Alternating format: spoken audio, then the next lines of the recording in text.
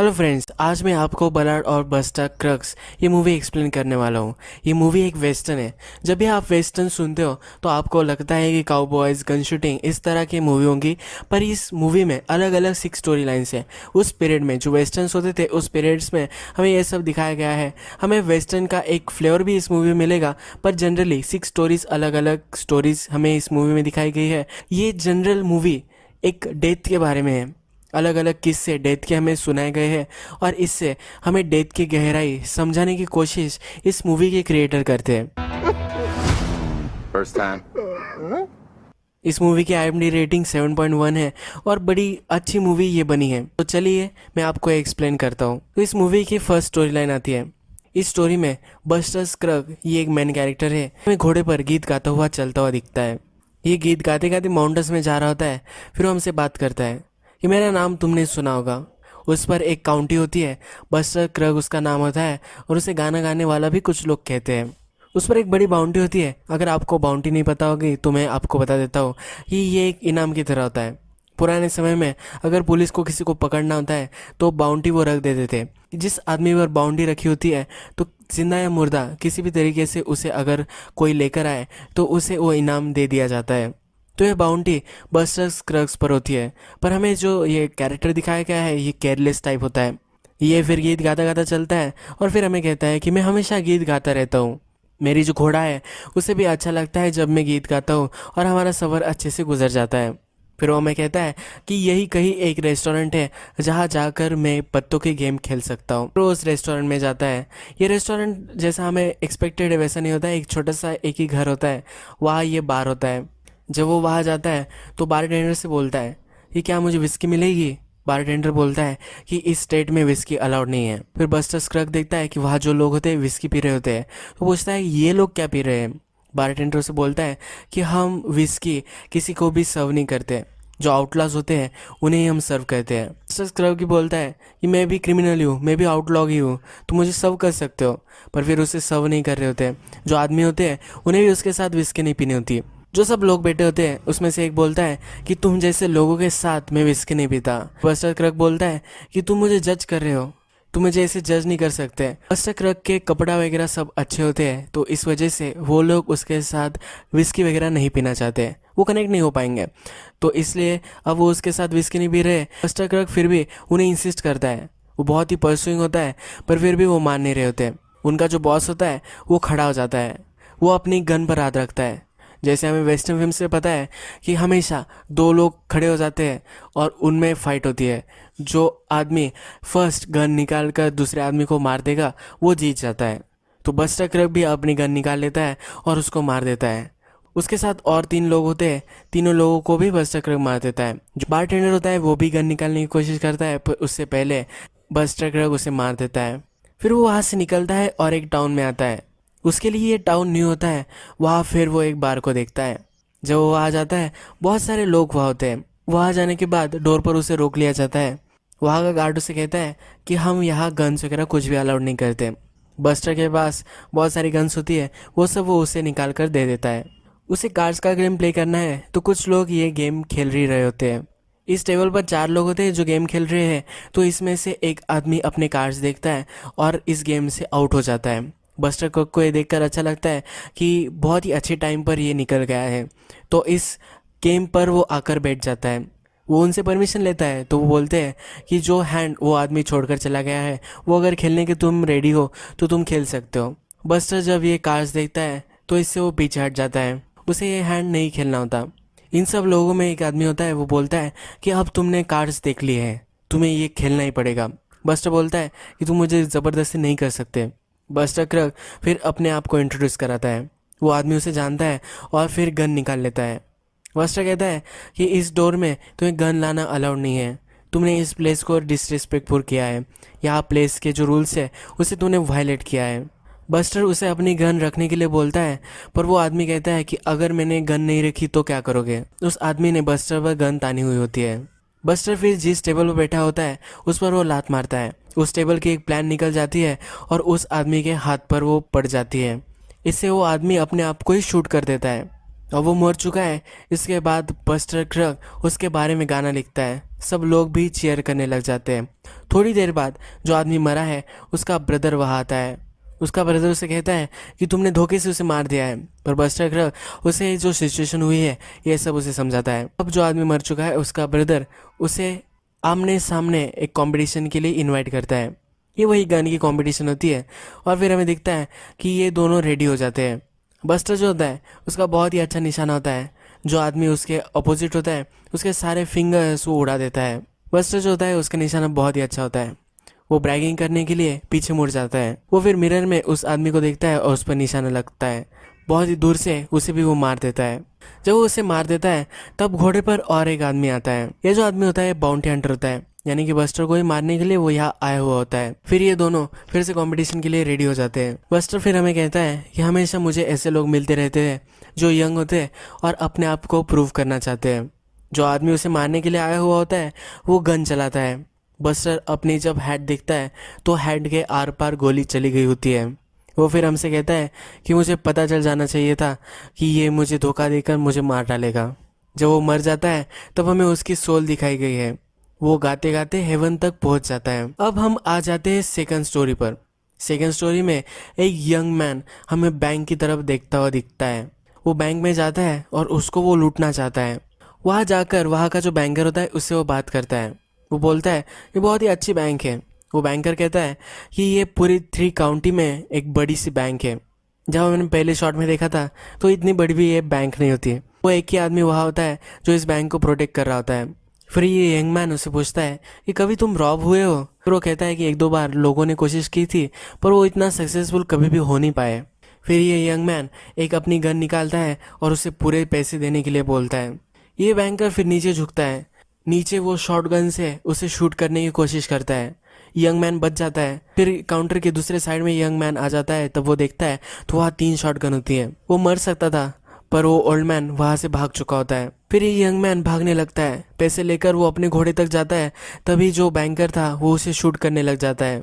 ये जो बैंकर होता है बहुत ही शातिर होता है। इसने अपने आसपास जो पॉट्स होते हैं उससे शील्ड बनाई होती है। वो इस यंग आदमी के पास भागता है और अपनी गन से इसे बेहोश कर देता है। नेक्स्ट सीन में हमें दिखता है कि जो यंग मैन है वो डायरेक्टली पुलिस के पास है।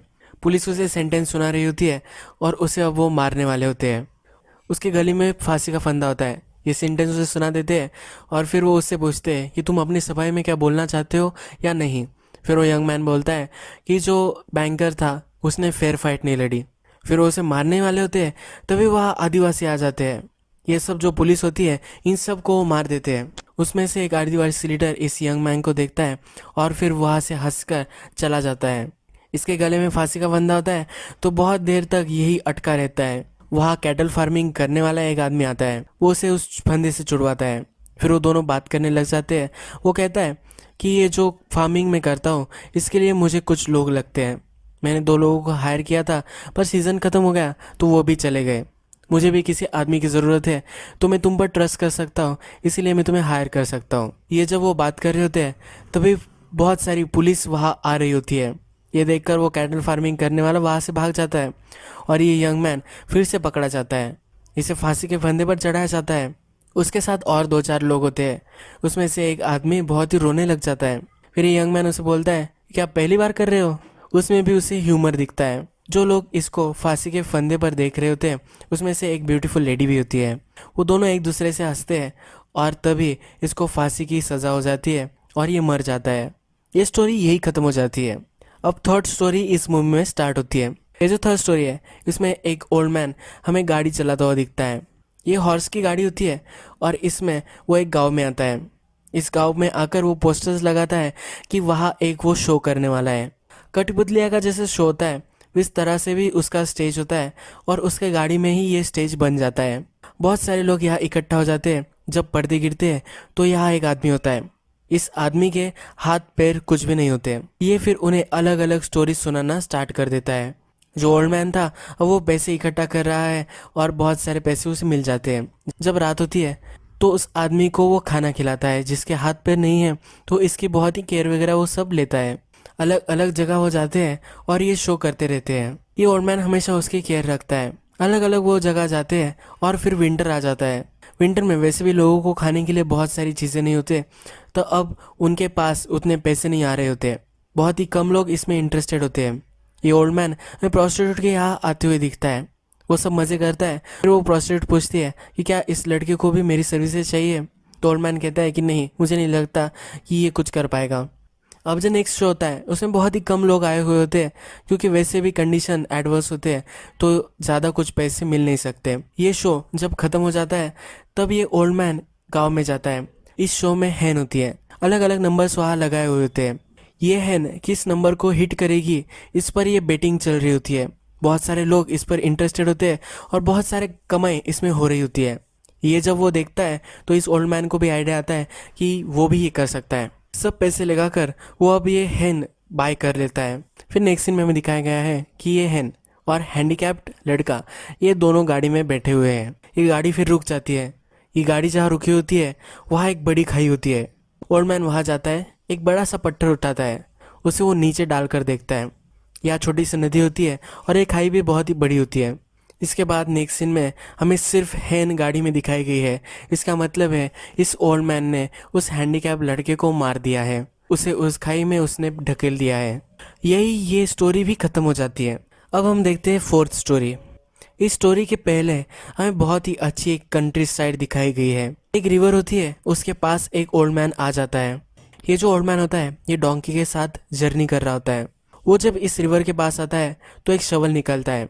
वहाँ की जो मिट्टी होती है उस शवल में वो लेता है और एक पॉट में रख देता है।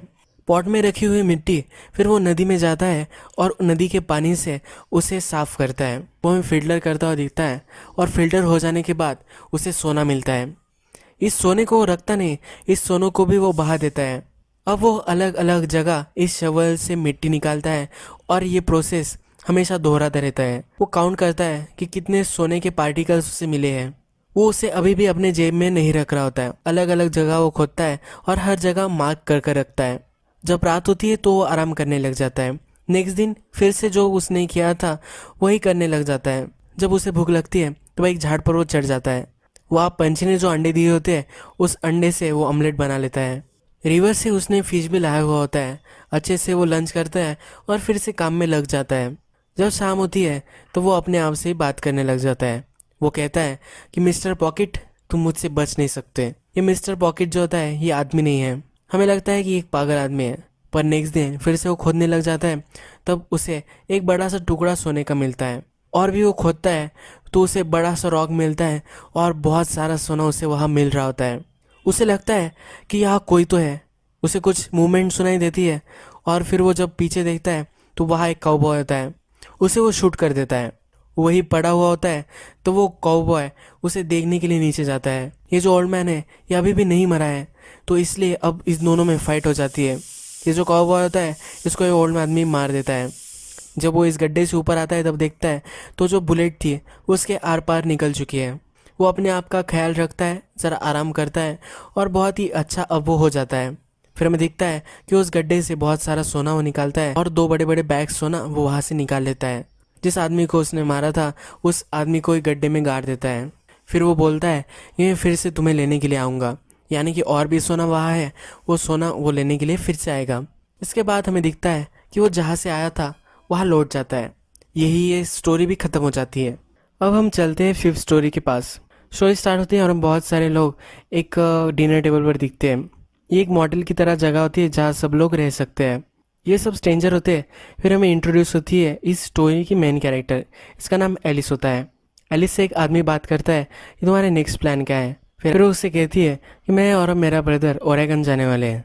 वहाँ उसका ब्रदर जो होता है उसका एक फ्रेंड होता है, उसके साथ वो बिज़नेस स्टार्ट करने वाला होता है।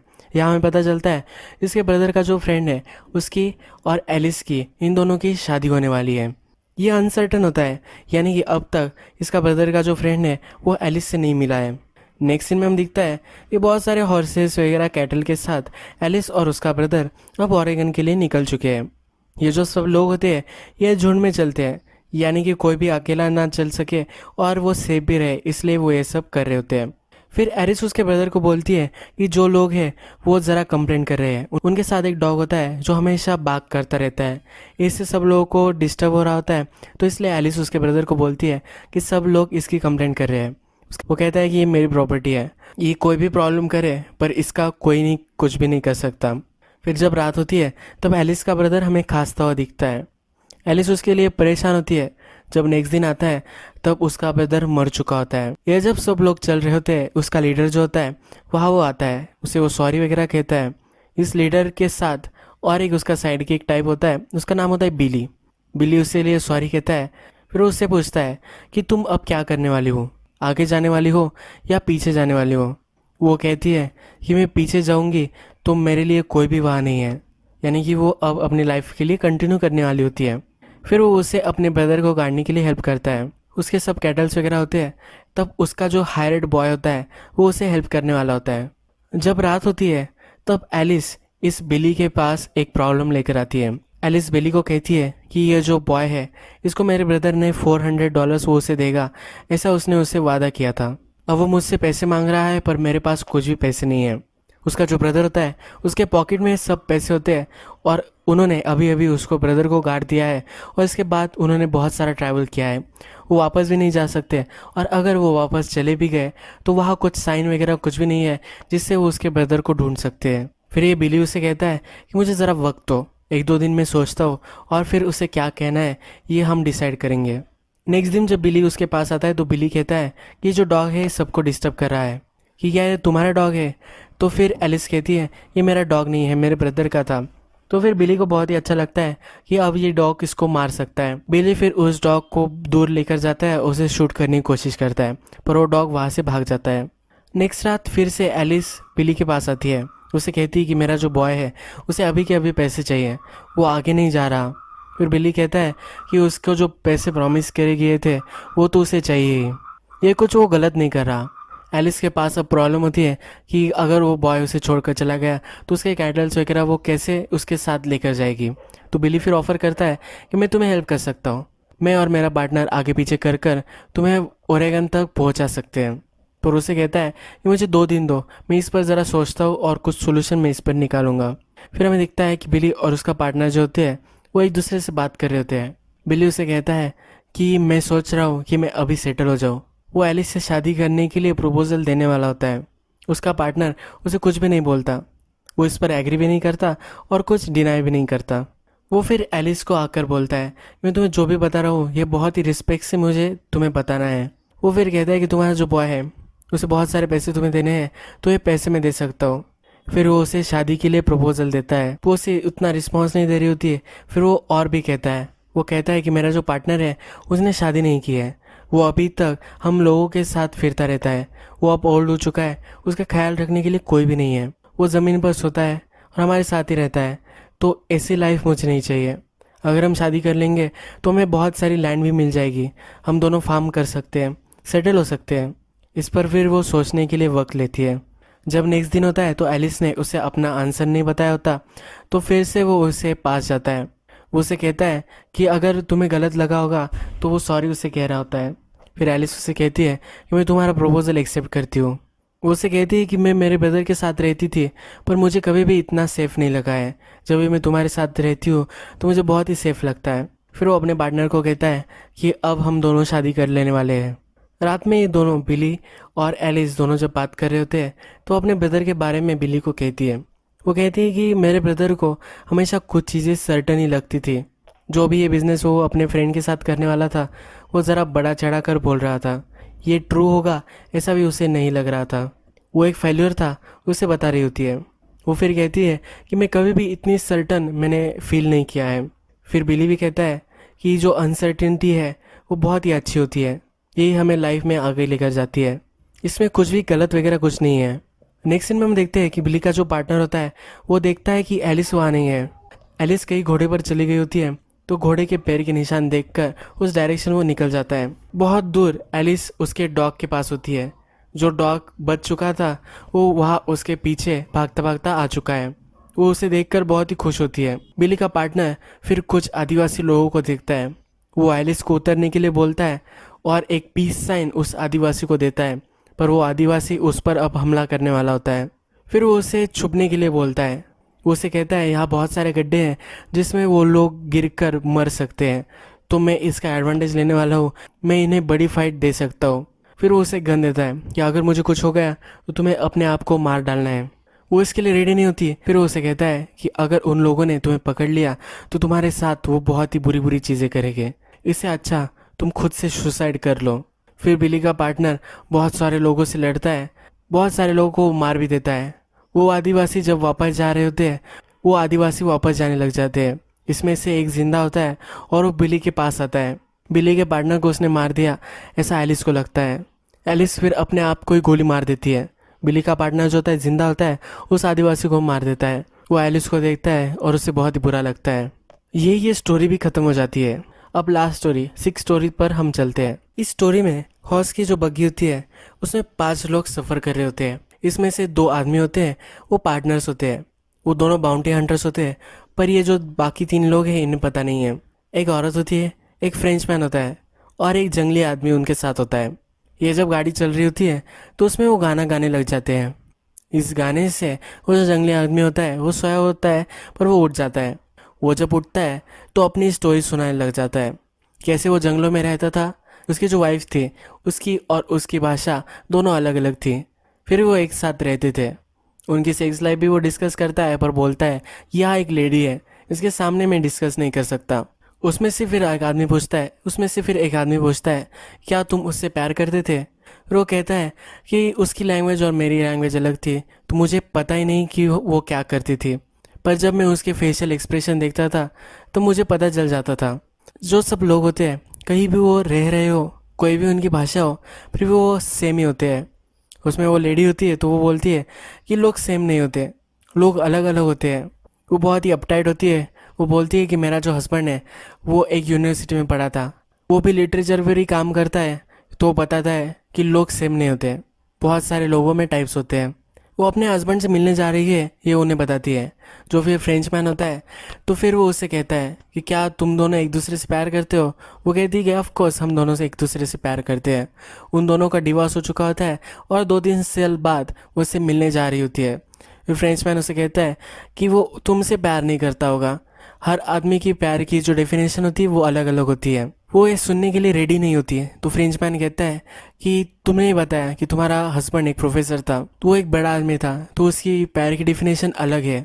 तुम उससे प्यार करती थी तो इसी कंपैशन को वो एक वापस करने के लिए तुमसे थोड़ा सा प्यार जता देता होगा। अब तुम 3 साल बाद उसके मिलने जा रही हो तो ये सेम नहीं होगा। वो फिर उससे पूछता है कि 3 साल तक तुम कहाँ रही? फिर वो कहती है कि मेरी डॉटर और सन इन लॉ के साथ में रही थी। वो कहता है कि तुम उस पर बोझ बन चुकी थी। वो कहती है कि मेरे बेटे ने मुझे कभी ऐसा नहीं कहा। वो फ्रेंचमैन कहता है ऐसा नहीं कहते, पर ऐसा ही होता है। ये सब बातें बहुत ही रियल उसके लिए हो जाती है और उस लेडी को हार्ट अटैक की तरह सांस लेने में ज़रा तकलीफ आने लग जाती है। ये देखकर वो सब लोग कहते हैं कि हमें घोड़ा रोक देना चाहिए, पर जो हमें बाउंटी हंटर दिखाए गए वो बोलते हैं कि जो हमारा घोड़ा चलाने वाला है वो कहीं भी रुकने नहीं वाला। इस औरत को फिर ज़रा सांस आने लग जाती है, थोड़ी देर बाद नॉर्मल में आ जाती है। फिर वो फ्रेंचमैन उससे पूछता है कि ये घोड़े वाला क्यों नहीं रुक रहा? फिर वो बाउंटी हंटर उनका प्रोफेशन उससे सुनाते हैं। ये जो घोड़े वाला होता है उसको भी उन्होंने कैदी बनाया होता है, उसको वो टर्न ही नहीं करते और पूरे लाइफ तक उनका वो साथी बन जाता है। ये जो बाउंटी हंटर होता है ये बोलता है कि हम जो डिस्कशन कर रहे थे तो इसमें मुझे लगता है कि सिर्फ 2 टाइप के लोग होते हैं, जिंदा या मुर्दा। ये बाउंटी हंटर ही है तो इसी के बारे में बोल रहा होता है। बाउंटी हंटर उसे कहता है कि जब भी मैं उन लोगों को मारता हूँ तो मेरा पार्टनर उन्हें स्टोरी सुनाता है, वो अपने आप को इस स्टोरी से डिस्ट्रैक्ट कर लेते हैं और फिर मैं उन्हें मार देता हूँ। फिर वो कहता है कि जब भी मैं लोगों को मारता हूँ तो उनके लास्ट पलों में वो एक सेंस बनाने की कोशिश करते हैं, उनकी लाइफ क्या थी और उन लोगों ने उनकी लाइफ में क्या एक हासिल किया है ये वो ढूंढ रहे होते हैं। एक डिवाइन पावर को वो ढूंढते रह जाते हैं। फिर वो औरत उससे पूछती है कि क्या उन्हें वो मिलता है? वो कहता है कि मुझे क्या पता, मैं तो बाउंटी हंटर ही हूँ। तो इस मूवी का पॉइंट इन स्टोरीज में हमें जो बताया गया है वो हमें यहाँ पता चलता है कि लाइफ एक डिस्ट्रैक्शन होती है। हम हमेशा खुद अपने आप को डिस्ट्रैक्ट करते रहते हैं और हमारा जो आखिरी पल होता है उसमें भी हम कुछ ना कुछ तो एक सेंस बनाने की कोशिश करते हैं। फिर वो एक मॉडल तक आ जाते हैं। जब वो उतरते हैं तो इन बाउंटी हंटर ने एक डेड बॉडी ऊपर लाई हुई होती है, वो नीचे गिराते हैं। ये सब ये देखकर बहुत ही डर जाते हैं। फिर ये बाउंटी हंटर आराम से होटल में चले जाते हैं। ये तीनों लोग जो होते हैं ये बहुत ही डरे हुए होते हैं। फिर भी इनके पास कुछ ऑप्शन नहीं होता, तो ये डोर बंद कर लेते हैं और होटल में चले जाते हैं। मूवी की जो फर्स्ट स्टोरीज थी, वहाँ में जो डेथ दिखाई गई थी वो इनसिंसियर थी। वो हंसते हंसते लोग मर जाते हैं और उस पर मजाक उड़ाया गया था। पर जैसे ये स्टोरी प्रोग्रेस होती है वैसे ये डार्क बनती जाती है। बहुत ही अच्छी मूवी है, आपको देखना है तो आप देख सकते हो। अगर आपको मेरा एक्सप्लेनेशन अच्छा लगा होगा तो प्लीज़ इस वीडियो को लाइक कर दीजिएगा, सब्सक्राइब भी कर दीजिए और बेल और नोटिफिकेशन आइकॉन भी दबा दीजिए, यानी कि अगर मैं नई मूवी अपलोड करूँगा तो आपको इसकी नोटिफिकेशन आ जाए। फिर से हम मिलेंगे नेक्स्ट मूवी के साथ।